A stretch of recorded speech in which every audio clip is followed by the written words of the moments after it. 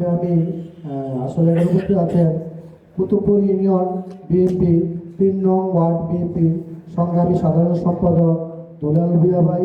এখানে উপস্থিত আছেন আমার শ্রদ্ধাভাজন প্রিয় বড় ভাই জামান ভাই। এখানে উপস্থিত আছেন আমার সবচেয়ে কাছের বড় ভাই মোহাম্মদ মনির হোসেন, আমাদের ২ নং ওয়ার্ড বিএনপির সংগ্রামী সাংগঠনিক সম্পাদক। এখানে উপস্থিত আছেন আমার মুরব্বী প্রিয় মুখ অ্যাডভোকেট জাকির হামিদি ভাই।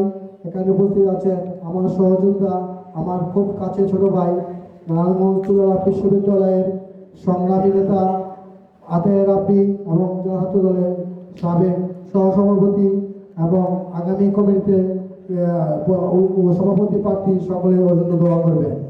এখানে উপস্থিত আছেন আমাদের এলাকার মুরব্বী, নারায়ণগঞ্জ জেলা বিএনপি এবং থানা বিএনপির সংগ্রামী সদস্য এবং আমাদের আমাদের কুতুবপুর ইউনিয়ন বিএনপির ভারপ্রাপ্ত সভাপতি নজরুল ইসলাম মাতবর ভাই, যার অনুপ্রেরণায় আমরা এই এলাকায় রাজনীতিটা করছি, যিনি আমাদের দুঃসময়ে সবসময় আমাদের খোঁজ খবর নিতেন, জনাব নজরুল ইসলাম মাতবর ভাই।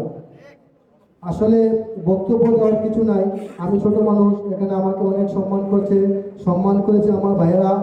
আসলে সবচেয়ে বড় কথা হলো যুব সমাজ হচ্ছে আগামী দিনের কর্ণরা। ওরা আমরা যারা যেভাবে সামনে আগাবো, সামনের ভবিষ্যৎ ঠিক সেভাবে তৈরি হবে। 5ই আগস্টের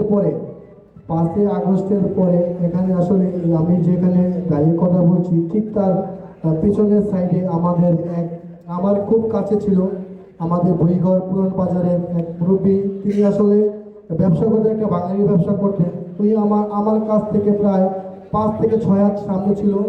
অকথিত পুলিশের গুলিতে সেদিন সে নিহত হয়েছিল। আসলে সেদিন মৃত্যুটা খুব কাছ থেকে আমি দেখেছি। সেদিন হয়তো বা আমারও মৃত্যু হতে পারতো, আপনাদের দোয়ায় হয়তো আল্লাহর রহমতে আমি এখনো সুস্থ আছি, ভালো আছি, এখন আপনার সামনে কথা বলছি। আমি গভীরভাবে শ্রদ্ধার সাথে স্মরণ করছি সেই আব্দুর রহমান ভাইকে এবং স্মরণ করছি 5ই আগস্টের আগে যারা শহীদ হয়েছে। আমি বিশেষভাবে স্মরণ করছি 1971 সালে 30 লক্ষ মা বোনের জীবনের বিনিময়ে আমরা আজ এই 16ই ডিসেম্বর পেয়েছি, একটা স্বাধীন দেশ, স্বাধীন রাষ্ট্র পেয়েছি।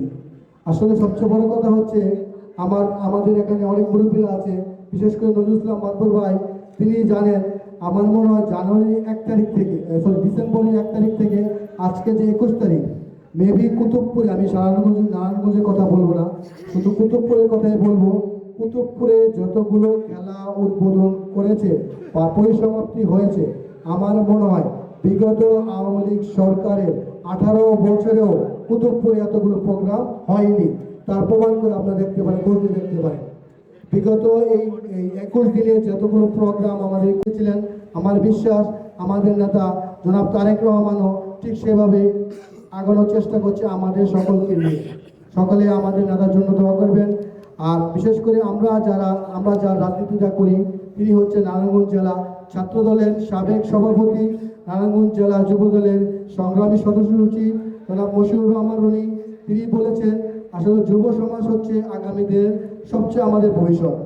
আমাদেরকে বারে বারে একটি কথাই বলে, তোমরা তোমাদের এলাকায় তোমাদের যারা মুরব্বী আছে তাদেরকে সম্মান করবে, যারা তোমাদের ছোট ভাই আছে তাদেরকে তোমাদের কাছে নেবে, তাদেরকে আদর করবে, তাদেরকে নিয়ে তোমরা সামনে এগোবে। এবং আমাদের স্পষ্ট বার্তা হচ্ছে, আমার নেতার যে স্পষ্ট একটা বার্তা, আর তোমরা কেউ সিগারেট খাবেও না, সিগারেট যারা খায় তাদের সাথে চলাফেরাও করবে না। আর আমি বিশেষ করে এই কথা আবার দিচ্ছি, আমরা সকলে এই এলাকায়, আমরা তো আসলে পুরো নারায়ণগঞ্জের দায়িত্ব নিতে পারবো না, আমরা আমাদের গ্রাম, আমাদের পাড়া, আমাদের মহল্লা দায়িত্ব আমরা সকলকে নিব, যাতে আমাদের এলাকায় কোনো মাদক কারবারি না থাকতে পারে, কোনো মাদক সেবনকে থাকতে না পারে। প্রথমে আমরা প্রয়োজনে বুঝিয়ে বলবো, আমরা ভালোবাসা দেব। যদি না শুনে, তাহলে এখানে আমাদের যে আজকে প্রধান অতিথি জনাব নজরুল ইসলাম মাতবর ভাই আছেন এবং আমার ওয়ার্ড বিএনপির সাংগঠনিক সম্পাদক মনির ভাই আছেন এবং জামান ভাই, দুলাল ভাই যারা আছে, তাদেরকে আপনারা সকলে জানাবেন। যদি কোথাও কোনো মাদকের স্পট বা মাদক সেবনকারী পাওয়া যায়, তাহলে ওনারা আপনাদের ডাকে সাড়া দিয়ে চলে আসবে। এটা ওনাদের স্পষ্ট বার্তা। আর আরেকটা কথা হচ্ছে, এখানে সবাই একটা কথা বলছে একটা মাঠের জন্য। এই মাঠটা আমাদের, যেহেতু নজরুল ইসলাম মাতবর ভাই আমাদের এলাকার জনপ্রতিনিধি ছিলেন, ভবিষ্যতে হয়তো বা উনি আবার জনপ্রতিনিধি নির্বাচিত হবে। জনপ্রতিনিধি হলে যে জনগণের সেবা করতে হবে, সেই বিষয় নিয়ে কিন্তু নজরুল ইসলাম মানব সমাজে কাজ করে না। আমার যতটুকু বিশ্বাস, যতটুকু ধারণা, আমরা যতটুকু দেখি, তিনি সকাল থেকে রাত্রে 2টা 8টা পর্যন্ত আমাদের সকলকে নিয়ে খোঁজ খবর নেন এবং সকলের খোঁজ খবর নেওয়ার চেষ্টা করেন। আমি বলবো মানব সাহেব আমাদের এই বিষয়টা উনি বিশেষভাবে দেখবেন, যাতে আমাদের একটা মাঠের ব্যবস্থা হয়ে যায়। আমাদের যেহেতু এখানে অনেক জায়গা আছে, কিছু জায়গা আছে যেগুলো খাস জায়গা, সেই জায়গাটা আপনি মাঠের জন্য আমাদের সকলের জন্য উন্মুক্ত করে দেবেন। জামান ভাই একটা কথা বলছে, শর্ট পিচে খেলাধুলা করে তো আসলে ভবিষ্যৎ কোনো নেতৃত্ব মানে ভবিষ্যৎ যে খেলাধুলায় যে বড় একটা অবস্থান করবে সেরকম পরিস্থিতি নাই।